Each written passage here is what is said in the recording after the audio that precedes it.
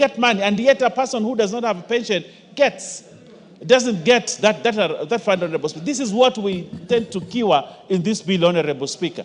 But then one of the most important criteria, if you look at, one of the most important things that I look at this, Honorable Speaker, is the obligation and rights. Sometimes you see an old man who is given money from the Wazee Fund, but he doesn't even have the information. For a whole year, that money is not collected. And some other crooks, Honorable Speaker, actually pick the money and use it. And this is what we want to cure through this bill. Honorable Speaker, as I wind up, Honorable Speaker, and I want to prepare the Honorable Sylvanus Osoro to second this bill. Part 4 of the bill provides for the offenses. The offenses created under this part include prohibition of obstruction, the prohibition of persons from giving false information, unlawful disclosures of information, fraud, and misappropriation of funds. Honorable Speaker, one of the things that we suffer from is misappropriation of funds. Sometimes this money is given, but a higher percentage is used for administration than the money that goes to the real vulnerable people. Honorable Speaker, there are other parts of this country that actually do not get this fund because data has not been collected. Honorable Speaker, this is a fund, this is a law that will help the people of Changamwe, every person in Changamwe who requires assistance, to get the assistance, not the bourgeoisie that are there and yet they get assistance, Honorable Speaker. So this is an important law. I want to urge this Parliament to support this law to ensure the people of Suba South, Suba North also benefit, Honorable Speaker, so that every Kenyan who is supposed to benefits, Honorable Speaker. I can see the Honorable Ben Sauda is happy with this law, Honorable Speaker, because it will help the people of Homa Bay to actually also be reached, so that they say that Serikali has not reached them. Honorable Speaker, this is an important law. I want to urge everybody, including the people that come from the minority leaders' home, so that they also get social protection. So I want to urge everybody and every member that this is a law worth supporting, worth passing, and worth the name of this Parliament. Honorable Speaker, I beg to move and request the Honorable Sylvanus Osoro, the Honorable MP of Mugirango South, and Chief Whip of the National Assembly. Osoro. Thank you very much, Honorable Speaker. Honorable Speaker, as I second this particular bill, one thing that should be very clear, and really when one grows, or when one is growing, they hardly tell themselves that at some point you'll get old. That in your 30s, you have to know that there is a time you'll be 40, there's a time you'll be 50. Honorable Speaker, when I was a young man, an extremely young man, although you still call me young man, when I was 20, I used to look at people. You are a very young man. Thank you very much, Honorable Speaker. I agree. Honorable Speaker, when I was 20, the people who are 40 used to look very old to me. I didn't know that 40 was just next door to me, Honorable Speaker. And now that I'm also there, I look at people who are 60 as very old. I know soon I'll also be there. I do not know where to classify you, Honorable Speaker, but that is the reality of life. That at some point, people will get to 60, people will get to 70, people will get to 80. And it is the responsibility of government to take care of the elderly.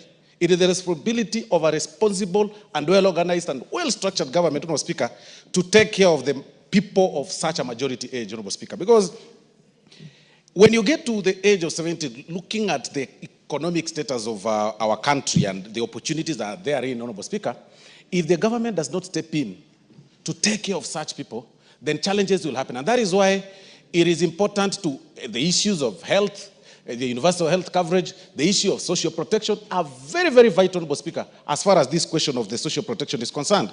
Because looking at the jurisdictions that have grown, that have matured, that are progressive, say, for example, the United States, Honorable Speaker, where there is even provision of funds specifically, and even specifically to take care of those old people, Honorable Speaker. They have clinics. They have people that are employed to manage and do all those kind of things, Honorable Speaker, and they pay that, Honorable Speaker. I don't know why the Honorable Hassan is I don't know why. Honorable Speaker, protect me from the Honorable. Speaker, protect Honorable me. Hassan, you're out of order. You can raise the point of If information. the member on the floor is misleading the House, you know what to do. Go on. The Honorable Speaker, I'll be guided by him because he really must have traveled. But what I'm saying is that in progressive countries, Honorable Speaker, in progressive jurisdictions, there are provisions for taking care of the elderly and the sick.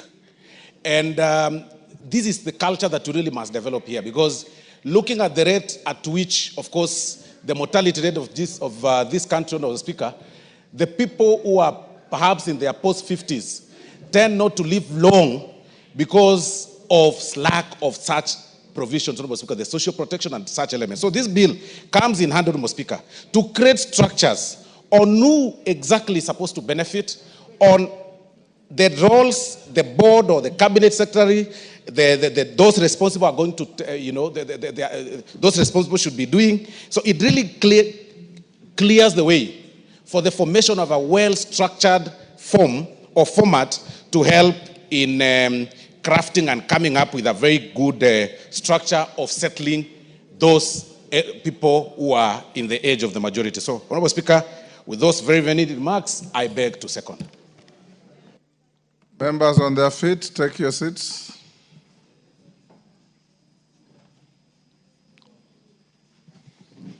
Honorable members, I'll now propose the question at order number 9, which is the Social Protection Bill, National Assembly Bill number 12 of 2025, be now read a second time. Honorable members, I see a lot of names on the screen. They were there when we started. I don't know if they are for this bill. If you are not for this bill, log out. Yes, Junet? Mr. Speaker, I stand up to raise the issue of quorum, Mr. Speaker. Whether we have quorum in the House, Mr. Speaker, to discuss this bill.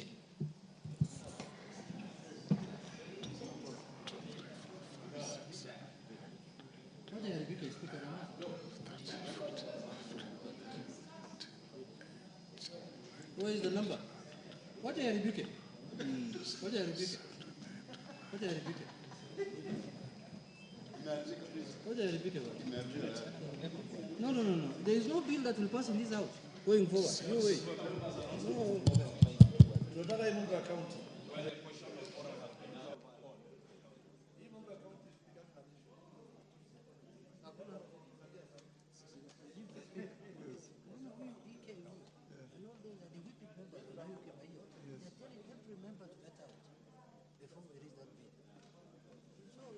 Embarrassing that we are crossing other bills. Ikifika hiyo ndio wanataka kuembarrass wewe that they are calling for quorum.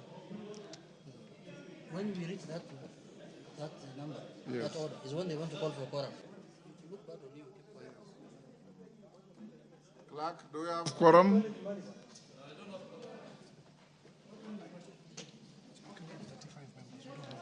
Honorable members, we have 35 members. We need 50.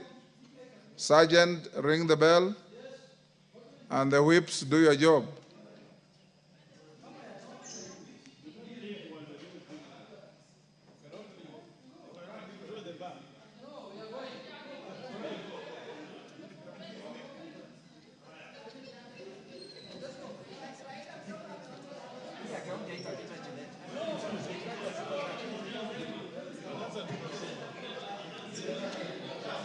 That's the wrong procedure. People can't leave it.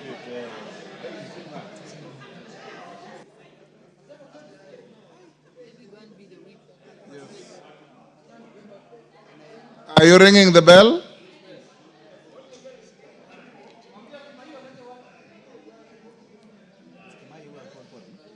No, it's Junet.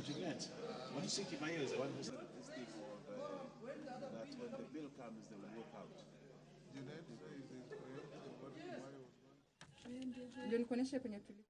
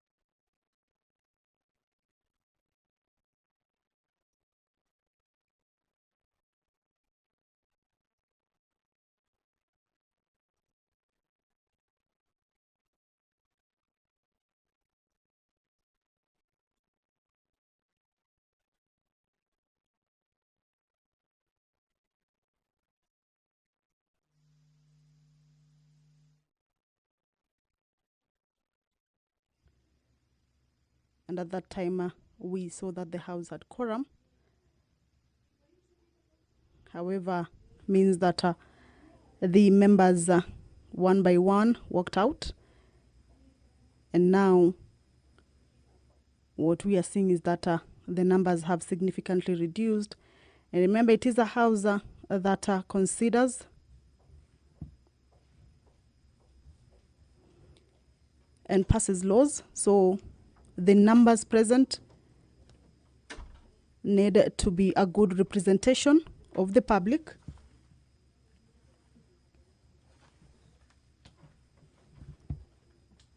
And that is why that particular quorum is important to the House or inside the chambers. The quorum bell is still on.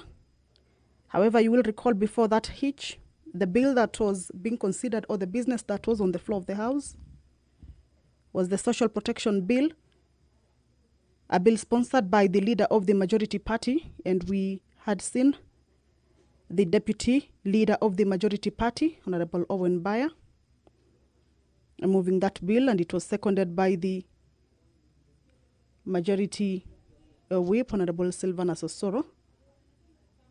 The Social Protection Bill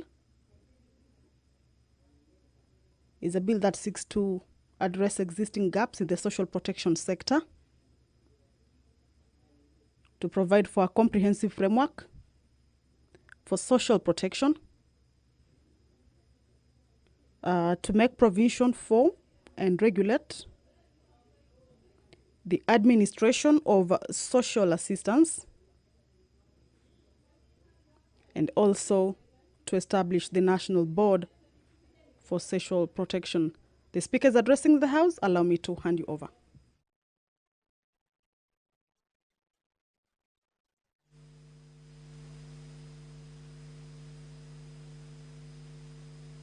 Leadership to come to my office in the next 3-4 minutes so that we can consult Baya, Janet, and your team. Honorable members, due to a quorum hitch, the House now stands adjourned until tomorrow, the 23rd of April 2025 at 9:30 a.m.